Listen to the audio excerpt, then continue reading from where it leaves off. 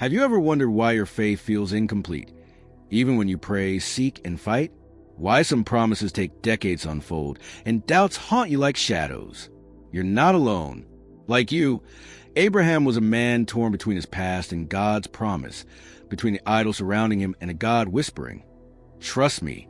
He failed, fled, lied, and yet he became the father of faith. But there are forbidden secrets in his story most never uncover, truths that explain why you feel stuck, why some prayers seem unanswered, and how God turns human failures into eternal foundations. This isn't a video about a Bible hero. It's about you, about how the God who scrubbed idolatry from Abraham's heart wants to reclaim your identity, about how the promise that took 25 years to fulfill is teaching you to wait in the dark. If you wept over Ishmael's, you created by rushing God. If you've asked, why is silence? Or if your faith needs a fire no storm can extinguish, stop everything. What you're about to uncover isn't in shallow sermons. These are 10 buried secrets from Abraham's life that will reconnect you to purpose, provision, and the promise already written into your destiny. Your faith is about to become whole. But be warned, some of these secrets will challenge everything you thought you knew. Are you ready to uncover what most will never dare to face? Let's go to the first secret. But first, just check if you're subscribed to the channel. Because in the next videos, there will be a series of content that will tell you more about various Bible characters. Secret number 1, the idolatrous roots God erased. Verse, Joshua 24 verse 2, your ancestors worshipped other gods. Imagine the ancient city of Ur, a bustling metropolis under the pale glow of the moon. Towers called ziggurats pierce the sky, their steps stained with the blood of sacrifices to Nana, the moon god. The air smelled of incense and burnt offerings, and the streets echoed with chants to idols carved from stone and gold. In the heart of this chaos lived a young man named Abram. His home was no different. Statues of Nana lined the walls, and his family bowed daily to these lifeless gods. The moon's cold light seeped through his windows, a constant reminder the deity they believed controlled their fate. But Abram's heart stirred with restless questions. Why do we bow to something that cannot speak? He wondered, staring at the idol in his living room. Its stone eyes stared back, empty and cold. Night after night, he watched his father, Terah, pray to these gods for protection, prosperity, and purpose. Yet their lives remained unchanged. The idols demanded everything but gave nothing. Then came the night that shattered Abram's world. As the city slept, a voice cut through the silence. Not from the moon, not from the idols, but from the unseen. It was a sound that vibrated in his bones, warm and alive, unlike the dead silence of Nana. Leave your land, your family, and follow me, it commanded. No map, no explanation, no bargaining. Just a call to abandon everything. His father's gods, his inheritance, his identity as a son of Ur. This wasn't a gentle invitation. It was a divine surgery.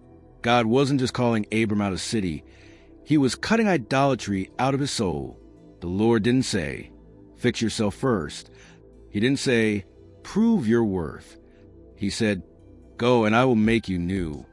But why does the Bible barely mention Abram's past? Because God erased it. The man who once knelt before moon gods would become Abraham, father of nations, friend of God. His old name, Abram, meant exalted father, a bitter irony for a childless man.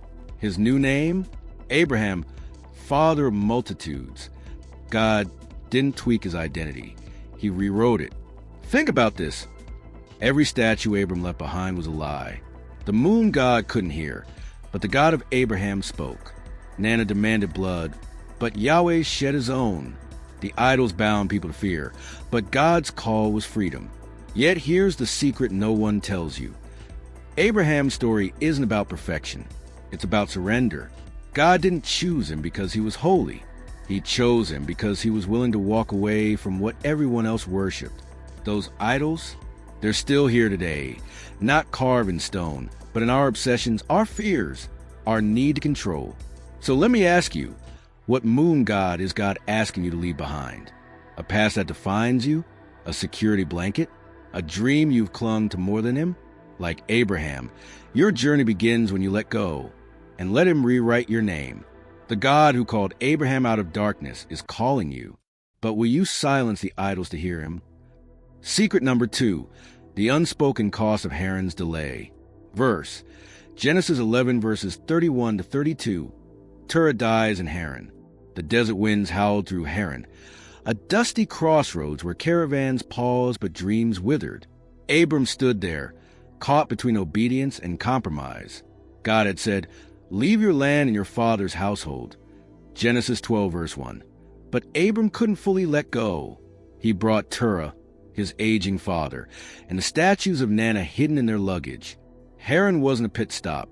It was a trap. The name itself whispered the truth. Terah means delay in Hebrew. Coincidence? Not in God's economy. For years, Abram lingered in this parched land, tending flocks under the same moon God's sky he'd fled. Terah's presence was a chain.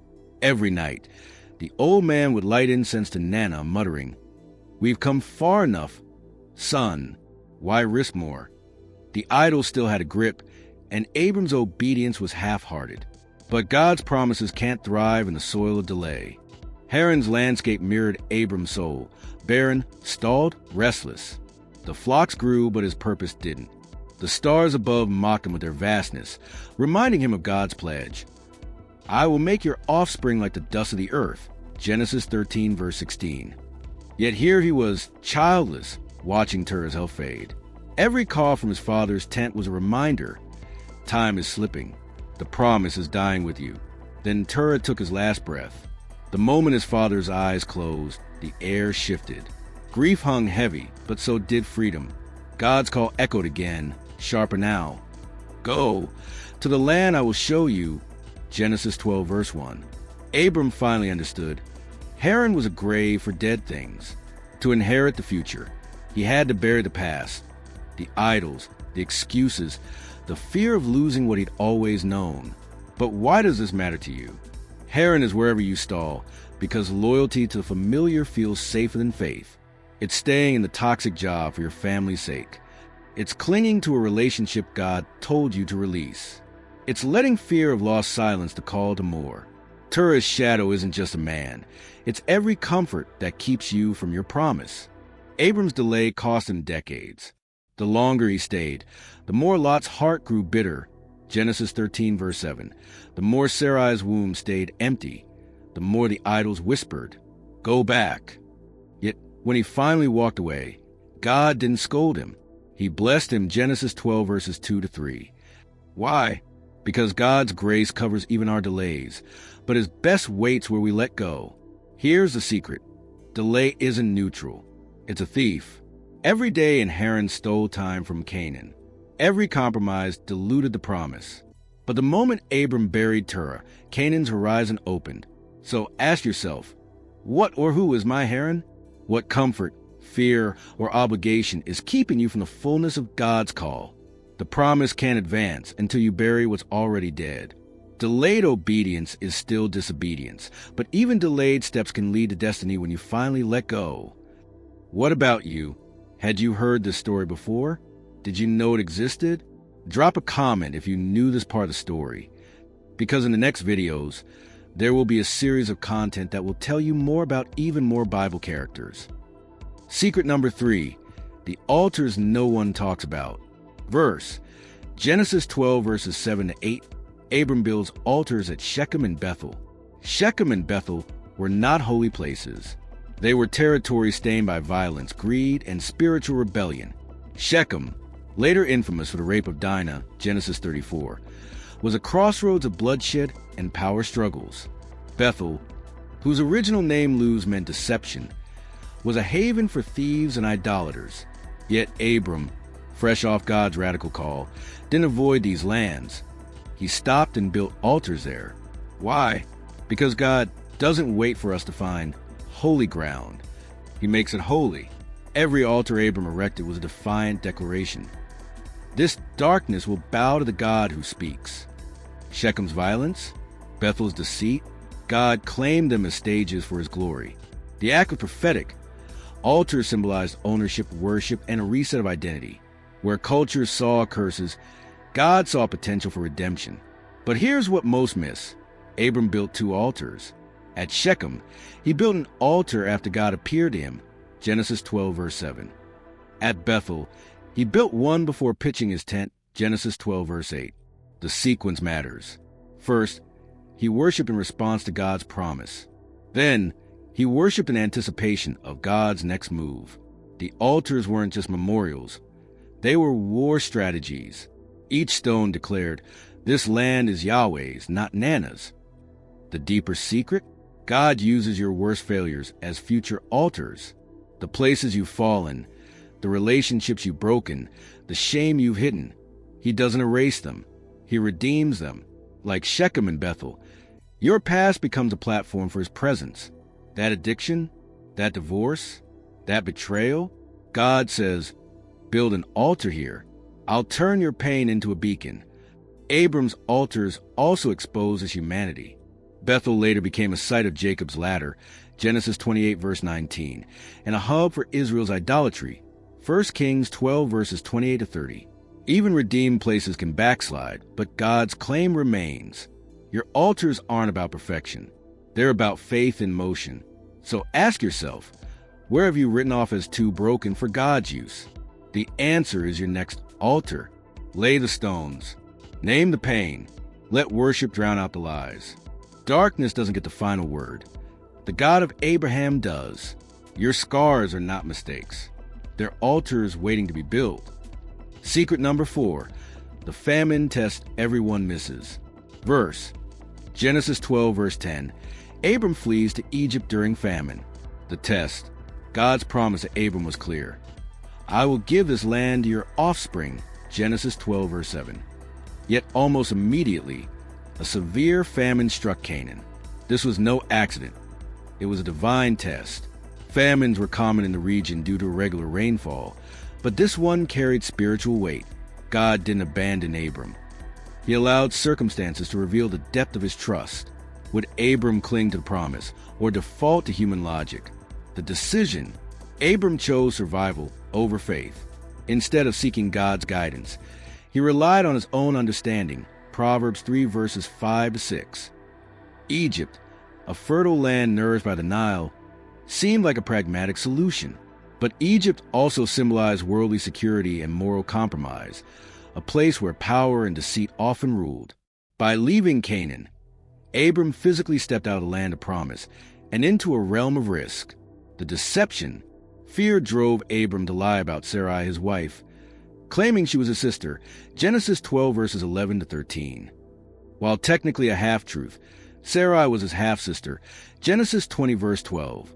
This was a cowardly act to protect himself, endangering Sarai and God's covenant. Pharaoh took her into his household, unknowingly transgressing against God's boundaries. Abram's choice here reflects a pattern: human frailty overshadowing divine assurance.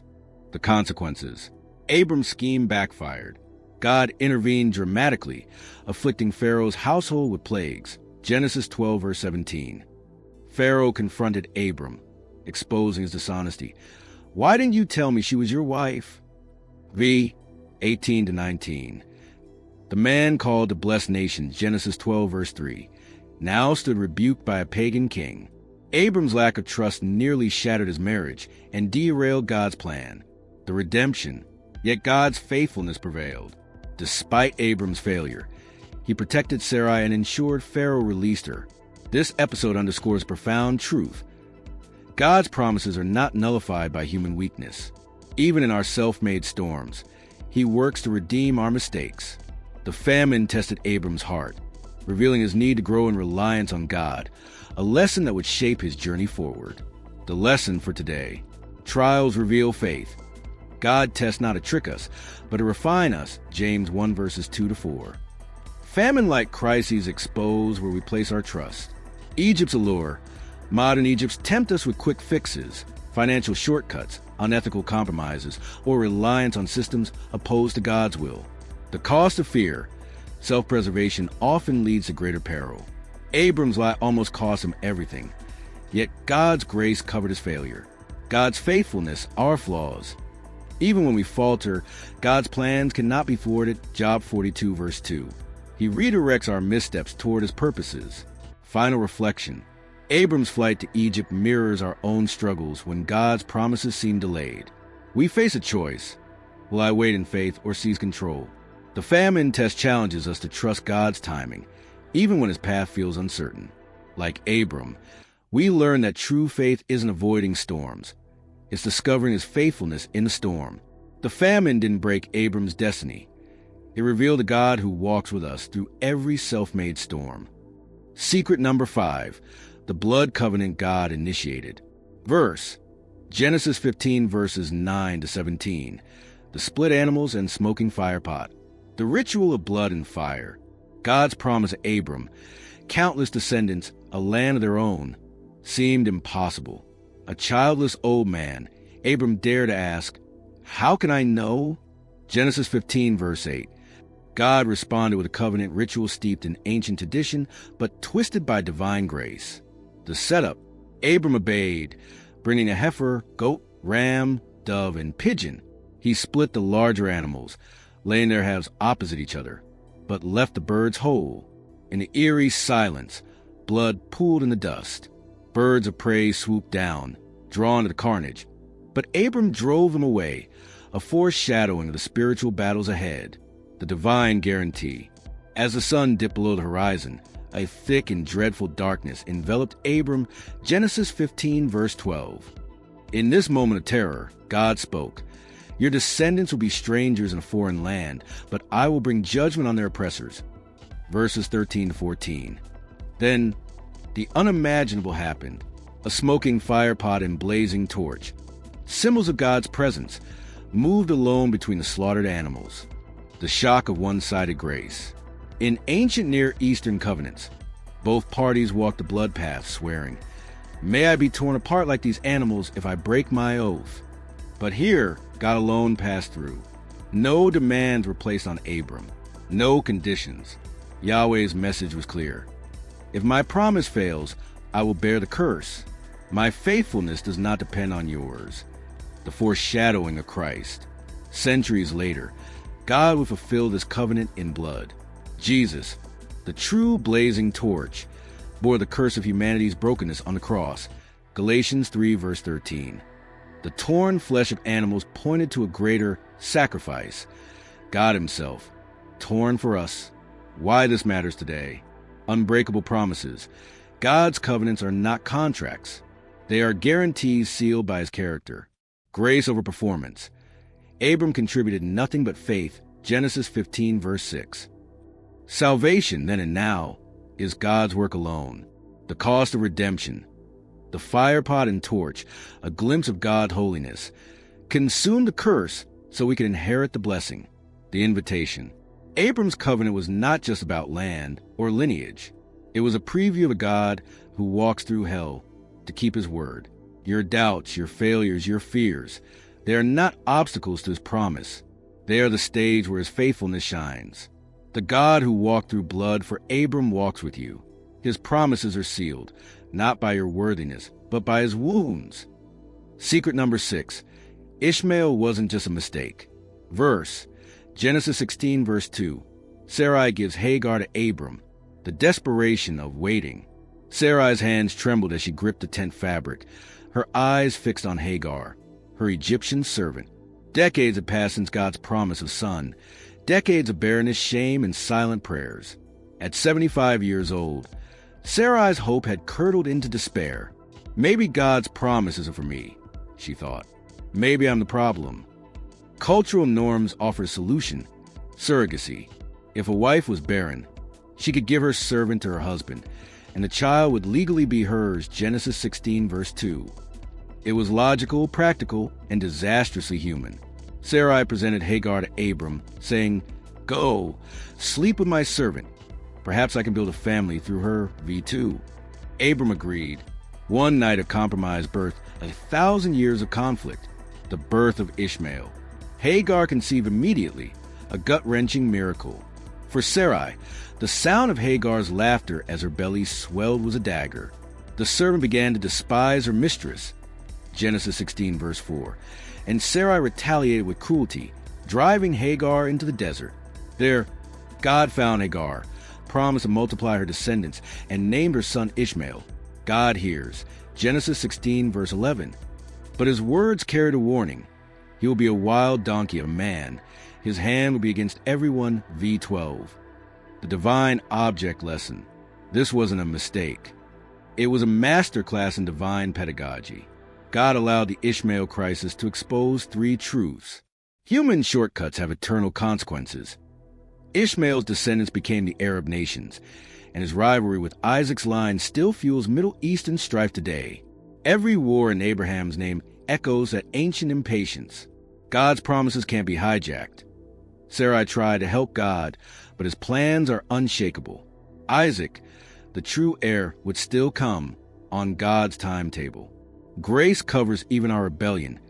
God didn't abandon Hagar or Ishmael. He blessed them, Genesis 21, verses 18 to 20, proving his mercy outlasts our failures. The warning for us. How often do we play Sarai? We force careers, relationships, or ministries into existence, rationalizing, God must want this. We adopt the world's pragmatism, use Hagar, instead of waiting in the desert of uncertainty. But every human-engineered Ishmael carries a hidden cost. Fractured families, divided churches, or hearts burdened by regret. The invitation to trust. God's silence is not absence. His delays are not denial. Ishmael teaches us that true faith isn't forcing doors open. It's kneeling in the dust until God unlocks them. The next time you're tempted to rush ahead, ask, am I building an Ishmael or waiting for an Isaac? Ishmael was man's solution. Isaac was God's miracle. Which will you choose? Secret number 7. The circumcision you misunderstand. Verse. Genesis 17, verses 10 to 11, covenant of circumcision. The mark of surrender. At 99 years old, Abram stood under blistering sun, clutching a flint knife. His body bore the scars of decades, wrinkles from desert winds, calluses from tending flocks, and now a covenant carved into his flesh. Circumcision was no minor ritual. In a culture that worshiped fertility and power, removing the foreskin was a violent act of defiance. It screamed, this body is not mine. My legacy, my strength, my future belong to God. Why circumcision? God didn't choose a hidden symbol, a bracelet, a tattoo, or a scar on the arm. He demanded a mark on the most intimate, vulnerable part of the male body. In the ancient Near East, the foreskin symbolized virility, heritage, and human effort. By cutting it away, God declared, your ability to produce blessings, heirs, or security comes from me alone. This wasn't about health or hygiene. It was about ownership, the covenant's radical terms. A name change, Abram, exalted father, became Abraham, father of multitudes, before Isaac was born. The covenant hinged on God's power, not Abraham's performance. A family mark. Every male in Abraham's household, including slaves, was circumcised, Genesis 17, verses 23 to 27. The covenant wasn't genetic. It was relational. Even outsiders could belong. A bloody promise. Circumcision bled. It hurt. It risked infection. But pain was the point. Faith cost something. The misunderstood truth. Circumcision wasn't about Jewish identity or racial superiority. It was a prophetic act pointing to Christ. Paul later wrote, a person is a Jew who is one inwardly, and circumcision is a matter of the heart by the Spirit. Romans 2, verse 29. The physical cut foreshadowed a spiritual surgery. God's desire to remove our self-reliance, our pride, our foreskins of control. Modern idols in ancient clothing. Today, we circumcise hearts, not bodies. But the principle remains. What are you clinging to that God wants to cut away? Control. Your 5-year plan, your retirement fund, your obsession with outcomes, pride, your reputation, your need to be right, your refusal to forgive, fear, your grip on relationships, careers, or comforts that keep you from radical obedience.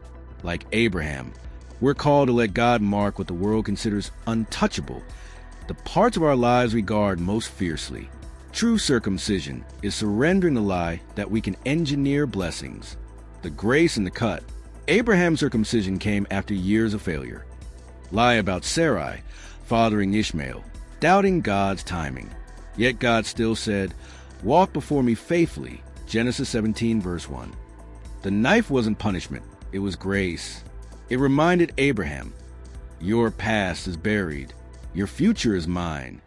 The invitation. Your circumcision might look like releasing a grudge, quitting a toxic habit, or finally praying, not my will, but yours. It will hurt, it will cost, but it's the only path to promise. God still marks hearts, not with knives, but with grace. Will you let him cut what he must to claim what he's promised? Secret number 8. The day angels ate cheeseburgers. Verse, Genesis 18, verse 8, Abraham serves milk and meat, the divine dinner party. 3 strangers appeared under the oaks of Mamre, dust clinging to their robes. Abraham, 99 years old, sprinted from his tent. Let me bring you water, bread, and a meal to refresh you, he pleaded. Genesis 18, verses 3-5. But this was no ordinary hospitality. These travelers were Yahweh himself and 2 angels, disguised in human form. Abraham's feast broke future Levitical law. He served curds, milk, and the calf he had prepared, V8. Meat and dairy, later forbidden, Exodus 23, verse 19, mingled on the plates of heaven. Why? Because this meal wasn't about rules. It was about relationship, grace before law. The Torah's dietary restrictions wouldn't exist for another 500 years. God dined with Abraham before Sinai's legal code, proving his grace operates outside human systems. The meal symbolized a profound truth. God meets us in our mess, not our morality. Abraham's table wasn't kosher, but it was holy because God sanctified it. The shock of the menu. Culturally, meat and dairy together were luxurious, reserved for celebrations. Abraham spared no expense, roasting a choice, tender calf, Genesis 18, verse 7. But the real scandal wasn't the menu. It was the guests. Pagan gods demanded spotless rituals. Yahweh sat in the dust, eating cheeseburgers with a man marked by failure, the foreshadowing of Christ. Centuries later, Jesus would defy religious legalism again, dining with tax collectors and sinners. Mark 2, verses 16-17. Like Abraham's meal, this act declared, grace comes first. The law exposes sin, but grace invites the sinner to the table. Why this matters to you? Legalism locks doors. Grace opens them. Abraham didn't earn God's visit by being clean. God came because of his covenant promise. Your worth isn't in rule keeping. It's in his relentless love. Hospitality over holiness. Abraham's priority wasn't ritual purity, but radical generosity. His faith was active, not performative. God's presence transforms the ordinary. That calf and cheese became sacred because God partook. Your mundane act of faith, prayers, service, tears, are sanctified when offered to him. The unspoken warning. Modern Pharisees still police spiritual diets, judging others for not fasting enough, praying enough, or fitting religious molds. But God's presence isn't confined to our checklists.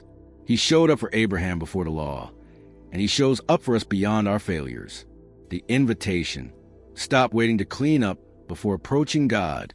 The Lord of the universe ate cheeseburgers with a man who lied, doubted, and schemed. Your table, no matter how imperfect, is his favorite place to sit. Grace isn't a loophole.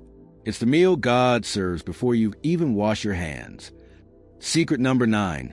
Sodom's judgment was a mercy. Verse, Genesis 18, verses 20-33. Abraham negotiates for Sodom, the weight of Sodom's sin. Sodom wasn't just wicked. It was a moral cancer. God's words hung heavy. The outcry against Sodom is so great that I must see if their actions justify it. Genesis 18, verses 20-21. The city sins violence, exploitation, and inhospitality. Ezekiel 16, verse 49. Had reached heaven's ears. Divine justice demanded action. Yet God paused.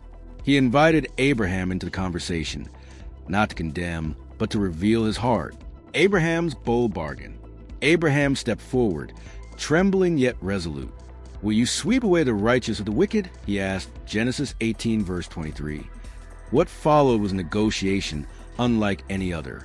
Starting at 50 righteous people, Abraham haggled God down to 10 v. 24:32. Each question peeled back layers of God's character.